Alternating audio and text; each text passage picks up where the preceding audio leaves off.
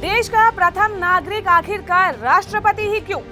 राष्ट्रपति ही अगर प्रथम नागरिक है तो फिर दूसरा नागरिक कौन है और चौथा और पांचवा नागरिक कौन हुआ? और फिर सबसे बड़ा सवाल कि इस गिनती में आपका नंबर क्या है? क्या आपने कभी इन सवालों के जवाब ढूंढने की कोशिश की है कि देश का प्रथम नागरिक राष्ट्रपति ही क्यों होता है? और फिर अगर सबसे प्रथम नागरिक अगर राष्ट्रपति है तो फिर इस गिनती में आपका नंबर क्या है? एक नागरिक होने के नाते इस देश में आपकी अपनी पहचान क्या है? और दूसरे और तीसरे नंबर पर फिर गिनती किसकी की जाती है? और ये लिस्ट आखिरकार जाती कहाँ पे है? इन सवालों के जवाब तो छोड़िए, आपने तो कभी ये सवाल भी खड़े नहीं किए होंगे। और खैर, जब ये सवाल हमने ही उठा दिए हैं तो फिर जवाब आपको दे ही देते हैं। राष्ट्रपति ही देश का प्रथम नागरिक क्यों होता है?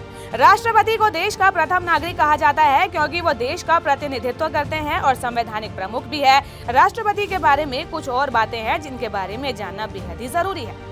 राष्ट्रपति देश का कार्यपालक अध्यक्ष होता है, भारतीय सशस्त्र सेनाओं का सर्वोच्च सेना नायक होता है और सबसे बड़ी बात है कि आपातकाल लगाने और हटाने का अधिकार भी राष्ट्रपति के पास होता है।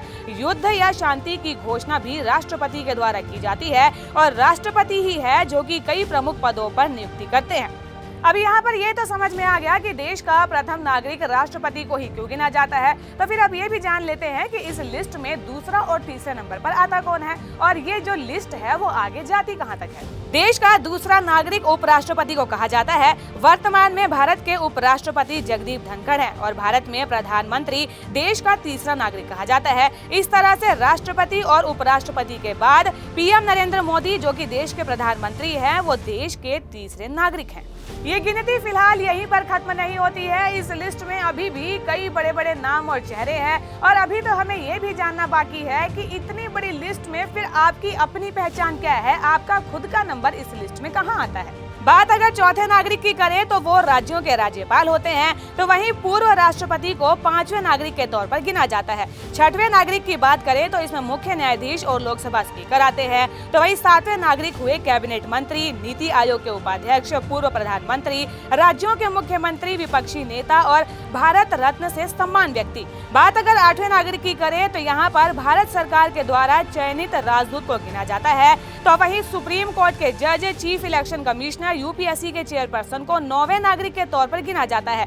10वें नागरिक पर राज्यों के उप मुख्यमंत्री, राज्यसभा के उपसभापति, नीति आयोग के सदस्य, लोकसभा के उपसभापति और राज्यों के मंत्री आते हैं। तो वहीं 11वें नागरिक के तौर पर उपराज्यपाल, अटॉर्नी जनरल और कैबिनेट के सचिव आते हैं। अभी भी एक अहम सवाल ये है कि फिर इस गिनती में हमारा खुद का अपना नंबर कहाँ पे आता है? इस देश में हमारी अपनी पहचान क्या है? क्योंकि पहले नंबर पर तो राष्ट्रपति को दर्जा दे दिया गया है, तो फिर एक नागरिक होने के नाते इस देश में हमें किस नंबर की गिनती पर रखा गया है? आपको ये जानकर हैरानी होगी कि 26वें नंबर के नागरिक भारत सरकार के संयुक्त सचिव और उसके समकक्ष रैंक वाले अधिकारी होते हैं। यानी कि अगर आपको सरल शब्दों में बताएं तो 26वें नंबर के नागरिक तक आपकी खुद की कोई जगह नहीं है। तो आप सोच रहे होंगे कि हमारा नंबर शायद 27वां होगा।